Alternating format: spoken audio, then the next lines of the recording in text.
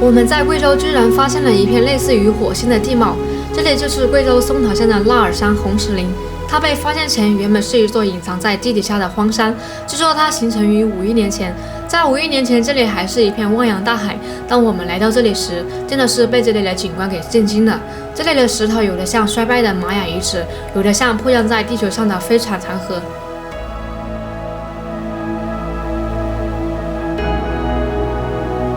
大家好，我小雪，我们现在就来到了贵州松桃县，在我的身后呢，就是那片红石林的所在，可以看到它的岩石非常的怪异，非常的壮观。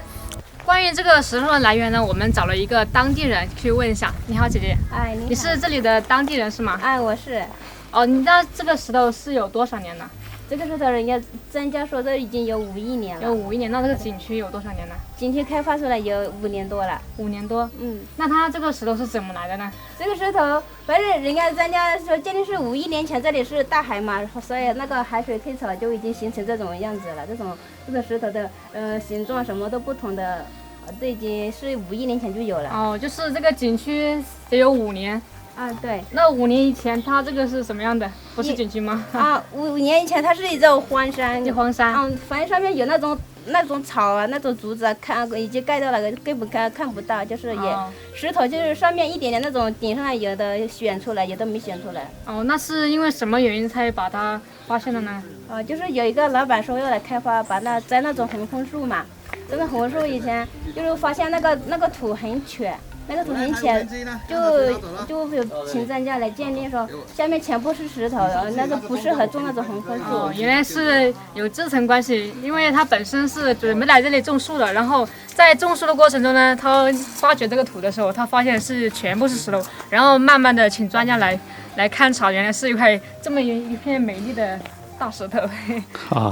那这个景区它现在是什么状态呢？现在都已经暂停了，现在也没有老板来投资了。就是荒废景区了，现在是。是，但是属于景区应该。现在反正也怎么说呢，也是属于景区，但是人家来的时候还是很好看的，是还非要继续开发的。继续开发。现在已经有那个外地的老板来投资了。要继续开发的。这个真的很震撼啊！真的很好看呀！对对，你就在现在在这边做小生意对吧？对。就是出不去嘛，就在这里做小生意。那里游客多吗？这边平时来？每天人也是蛮多的。蛮多的，那里生意应该也很不错啊。还可以。有没有收过门票啊？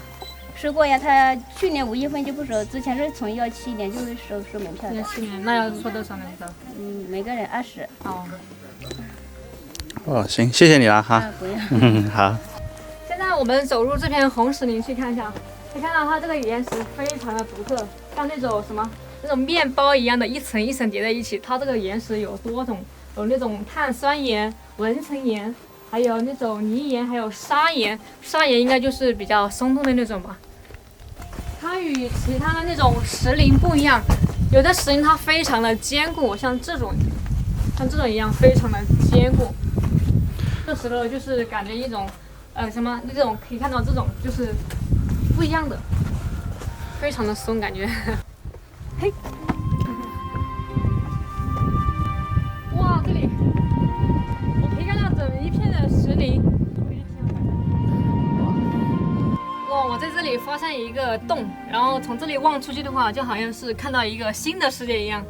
看看好大的一片石林，据说这边石林有2000多亩吧。那边有2个人站在上面拍照，特别的意境，特别的治愈。当我们走在石林里面，四周都是层层叠叠的岩石，让我们感觉特别的神秘。石与石相接，块与块相连，体积宏大，造型独特。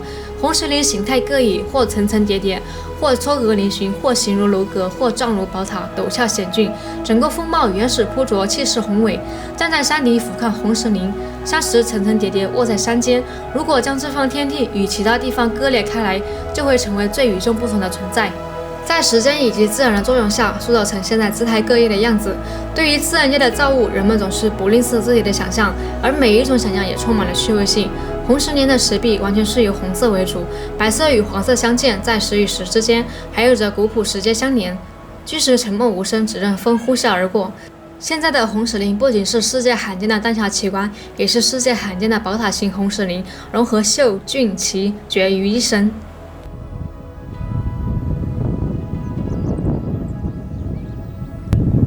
哇，这个位置真的是太舒服了，在我的左边、右边、前面、后边都是石林，我整个被石林给包围着。这边刚好是一个最高的点，在这里遥望对面，感觉对面的都是我的江山，我就是这里的山大王，有没有这种感觉？然后今天就分享到这里了吧，我们下次再见，拜拜。